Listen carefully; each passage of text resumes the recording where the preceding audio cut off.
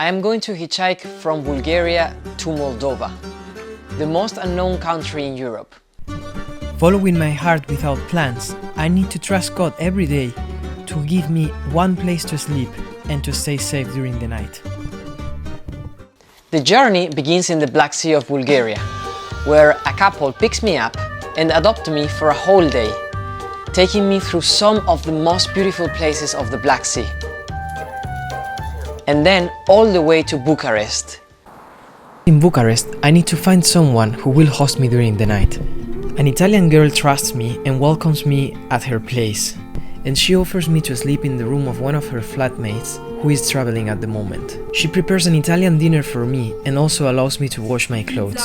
Carolina asks me if I'm not afraid to sleep on the street if I don't have anyone to host me. I want to think that the other people are like brother and sisters.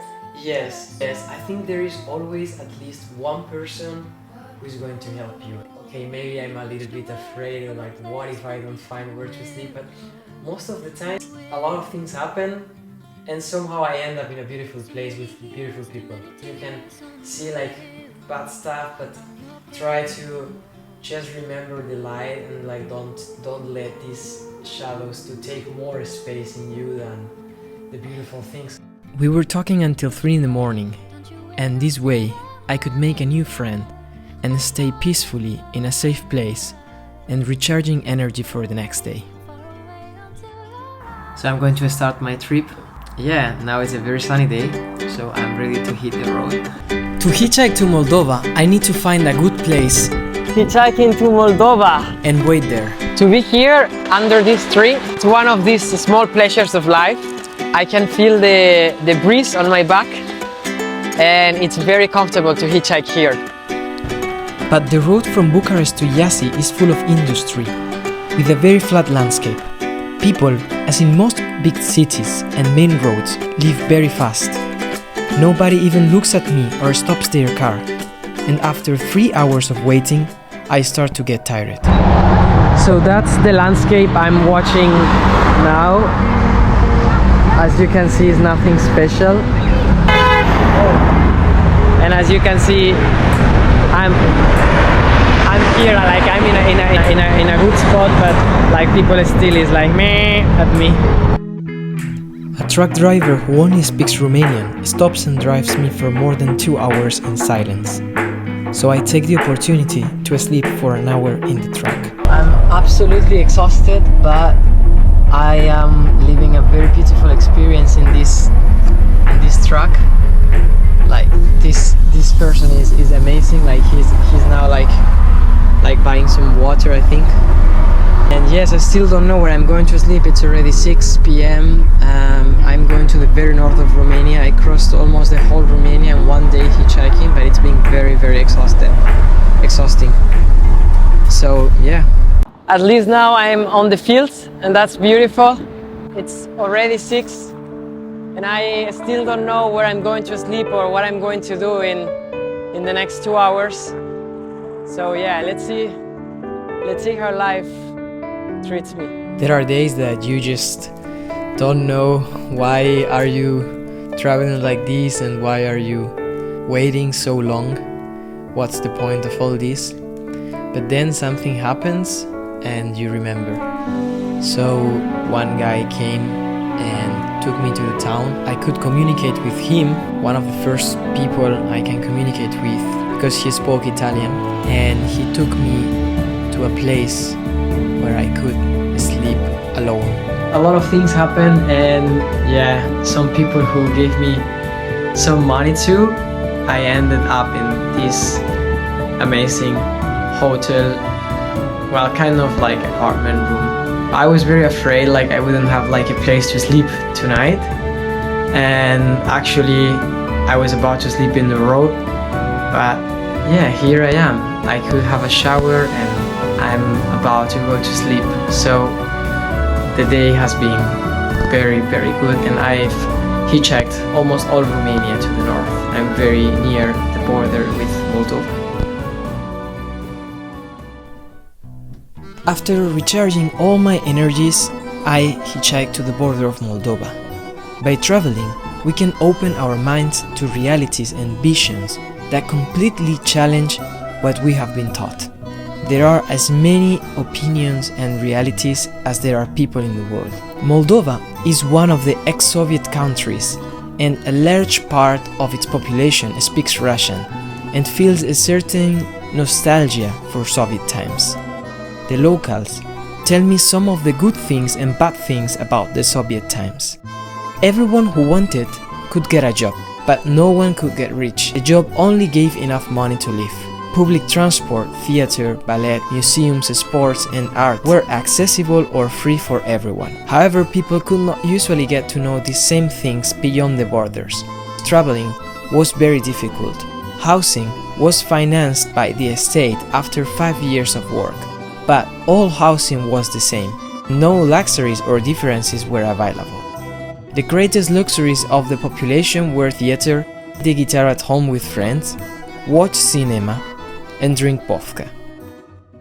Finally, I arrived to Chisinau, the capital of Moldova. Moldova! And she will be my host. Rather than showing you Moldova as a tourist, I want to show you the favorite places of the locals, their most genuine knowledge, and their most beautiful beliefs and opinions. So you can live this journey as a local and you can learn and grow with me.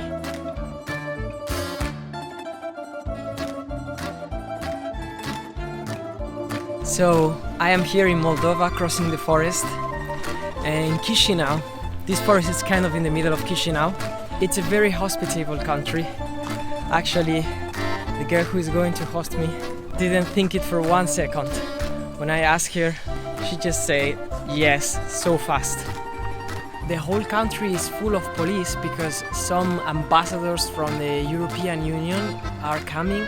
So basically there is an army everywhere and they are checking all the plants, trees and everything, looking for bombs.